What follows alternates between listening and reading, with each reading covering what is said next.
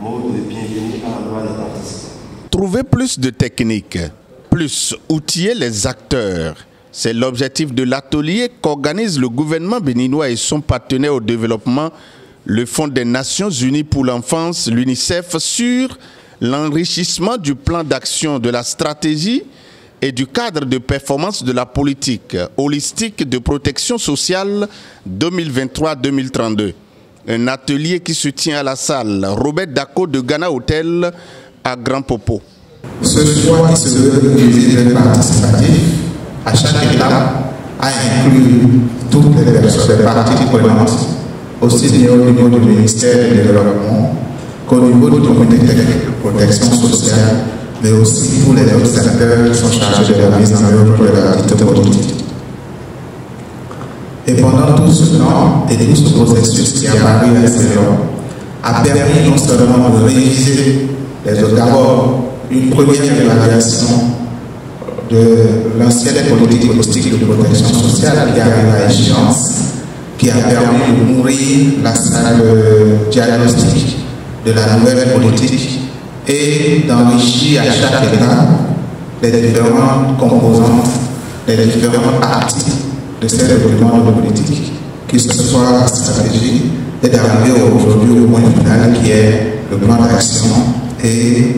le cadre de performance.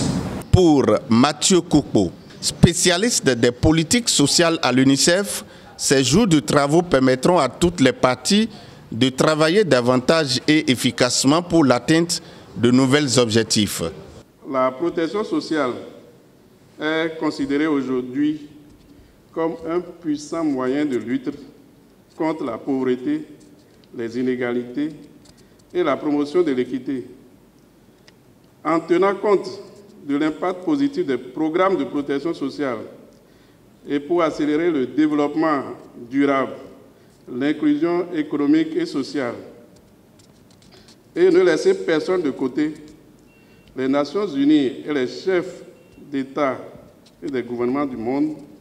ont adopté l'agenda 2030, dont le premier objectif est d'éliminer la pauvreté sur toutes ses formes et partout dans le monde à travers la mise en place des systèmes et mesures de protection sociale pour tous. Cheville ouvrière de son organisation, Parti béninoise, la Direction générale des politiques de développement du ministère du Développement.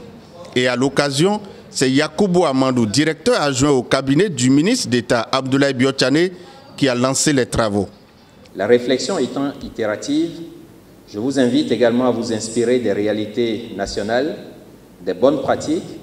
mais tirer également profit des protections sociales mises en œuvre par ailleurs dans d'autres pays pour le travail. Mesdames et messieurs, tenant compte de la qualité des participants dans cette salle et notamment de tout ce qui a été fait lors des nombreuses séances de travail tenues dans le cadre de la finalisation de la PHPS 2024-2033, je suis convaincu que l'issue de nos travaux va apporter une valeur ajoutée certaine aux efforts qui sont déjà en cours. Je veux terminer mon propos